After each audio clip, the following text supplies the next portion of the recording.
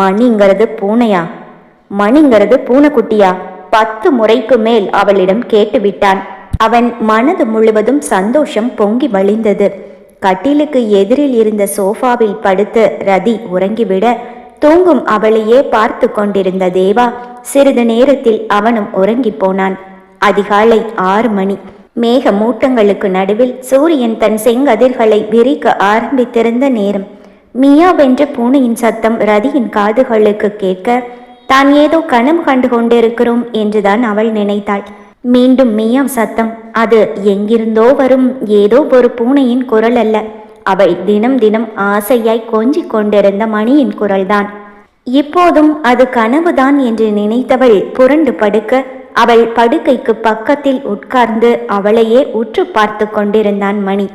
இம்முறை சத்தம் அவள் காதுகளுக்கு மிக அருகில் கேட்க கண்களை லேசாக திறந்து பார்த்தாள் ரதி.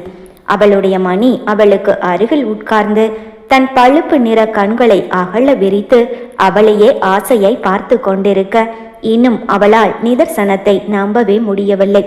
எழுந்து உட்கார்ந்து கண்களை நன்றாக துடைத்து பார்த்தாள். சந்தேகமே இல்லை, அவனேதான். பாய்ந்து அவனை தூக்கி மடியில் வைத்து கொண்டாள். மணி, நீயா? நீ எப்படிடா இங்க வந்த? நேத்து தான் உன்னை பத்தி பேசிட்டு இருந்தேன். பார்த்தா காலையில கண் விழிக்கும் போது நீ என்னை தேடி வந்துட்ட.